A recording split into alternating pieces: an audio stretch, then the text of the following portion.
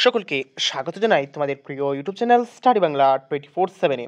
আজকের ভিডিওতে Tripura university 5th semester 2024 held in 2025 শিক্ষাবর্ষে পলিটিক্যাল সায়েন্স জেনারেলের তোমাদের শর্ট কোয়েশ্চেনের কিছু কোয়েশ্চেন তোমাদের সাথে শেয়ার করব।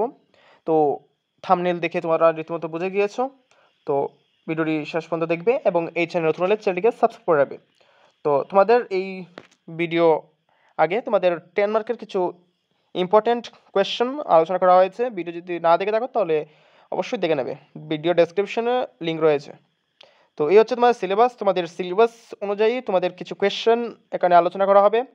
তোমাদের পরীক্ষার মধ্যে 10 থেকে 15টি কোয়েশ্চেন অবশ্যই কমন পড়ে যাওয়ার আশা রয়েছে। তো ভিডিওটি শেষ পর্যন্ত দেখবে। তো ইউনিট 1 থেকে এই প্রশ্নগুলো তো একে একে তোমরা স্ক্রিনশট নিয়ে রাখতে পারো। তো এখানে পিডিএফটি মূলত কিছু ঝাপসা রয়েছে, তোমাদের এটির পিডিএফ লিঙ্ক ডেসক্রিপশনে পেয়ে যাবে। তো তোমাদের প্রত্যেকটি ইউনিট থেকে প্রায় 10 থেকে 15টি কোয়েশ্চেন রয়েছে।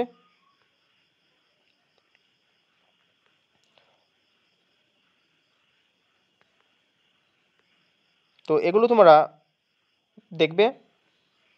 তো এখান থেকে অনেকগুলো তোমরা প্রিভিয়াস ইয়ারে পেয়ে যাবে, তো সেগুলোও দেখবে, কারণ অনেকগুলো কোয়েশ্চেন রিপিট হতে পারে শর্ট কোয়েশ্চেনের ক্ষেত্রে।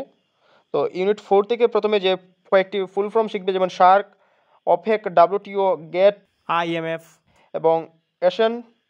তো সার্ক প্রতিষ্ঠিত হয়েছিল 1985, অপেক এস্টাবলিশ হয়েছিল 1960, WTO এস্টাবলিশ হয়েছিল 1995, গেট এস্টাবলিশ হয়েছিল 1947, IMF এস্টাবলিশ হয়েছিল 1945 এবং এশিয়ান এস্টাবলিশ হয়েছিল 1967।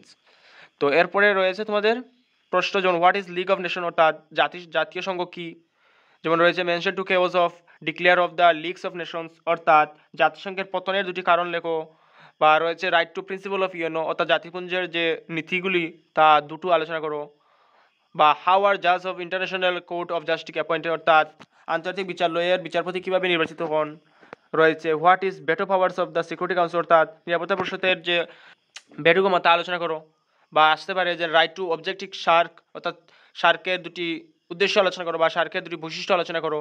বা আসতে পারে যে সার্কের সদস্যভুক্ত রাষ্ট্রের নামগুলি লিখো, বা সার্ক কবে প্রতিষ্ঠিত হয়েছিল। বা আসতে পারে যে সার্কের রাজধানী কোথায়, তো সার্কের রাজধানী হচ্ছে নেপালের রাজধানী কাঠমান্ডুতে। তো সার্কের সদস্য সংখ্যা আসতে পারে তোমাদের 8টি।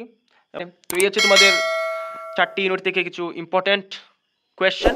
আশা করি এগুলো তোমাদের খুবই গুরুত্বপূর্ণ পরীক্ষার জন্য। তো 10 মার্কের সাজেশন যদি না দেখে থাকো তাহলে অবশ্যই দেখে নেবে, ইম্পর্টেন্ট রয়েছে। তোমাদের প্রত্যেকটি ইউনিট থেকে 3টি করে কোয়েশ্চেন দেওয়া হয়েছে। তো আজকের ভিডিওতে এতটুকুই। সকলকে ভিডিও দেখার জন্য ধন্যবাদ।